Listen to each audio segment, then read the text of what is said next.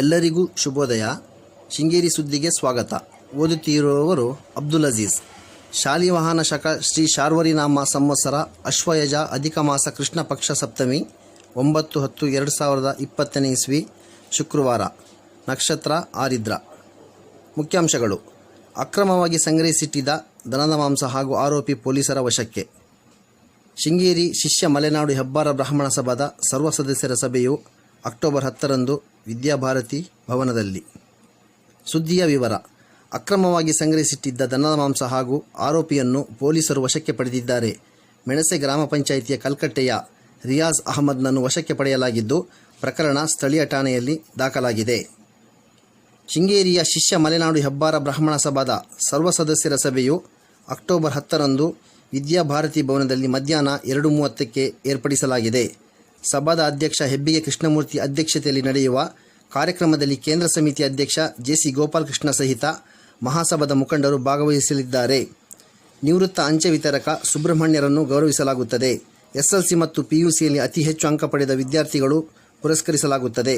ಸಹಕಾರ ಸಂಘದ ಚುನಾವಣೆಯಲ್ಲಿ ವಿಜೇತರಾದ ಸಮಾಜ ಬಾಂಧವರನ್ನು ಗೌರವಿಸಲಾಗುತ್ತದೆ ಎಂದು ಕಾರ್ಯದರ್ಶಿ ಎಎಂ ಶ್ರೀಧರ್ ರಾವ್ ತಿಳಿಸಿದ್ದಾರೆ.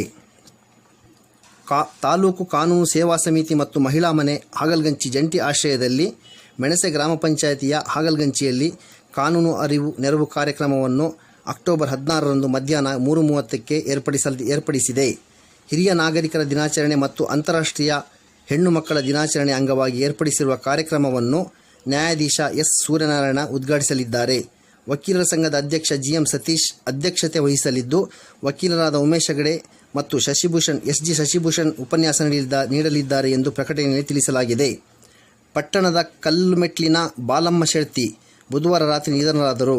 ಮೃತರು ಕಾಂಗ್ರೆಸ್ ಮುಖಂಡ ಸ್ಟೈಲೋ ದಿನೇಶ್ ಶೆಟ್ಟಿ ಸೇರಿದಂತೆ 2 ಪುತ್ರರು ಹಾಗೂ 4 ಪುತ್ರಿಯರನ್ನು ಆಗಲಿದ್ದಾರೆ. ಜಾಹೀರಾತು: ದಕ್ಷಿಣ ಕನ್ನಡ ಹೋಟೆಲ್ಗೆ ಅನುಭವಸ್ಥ ಅಡಿಗೆ ತಿಂಡಿ, ದೋಸೆ, ರೋಟಿ ಹಾಗೂ ನಾರ್ತ್ ಇಂಡಿಯನ್ ಕುಕ್ ಬೇಕಾಗಿದ್ದಾರೆ. ಸಂಪರ್ಕಿಸಿ 9449106635. ಸುದ್ದಿ ಸಂಪಾದಕ ಕೆಎಲ್ ಗೋಪಾಲಕೃಷ್ಣ, ಸಹಕಾರ ಕೆವಿ ರಮೇಶ್, ತಾಂತ್ರಿಕ ಸಹಕಾರ ಚಂದ್ರಕಾಂತರಾವ್ ಮತ್ತು ಸೌಮ್ಯ ವಿಜಯಕುಮಾರ್.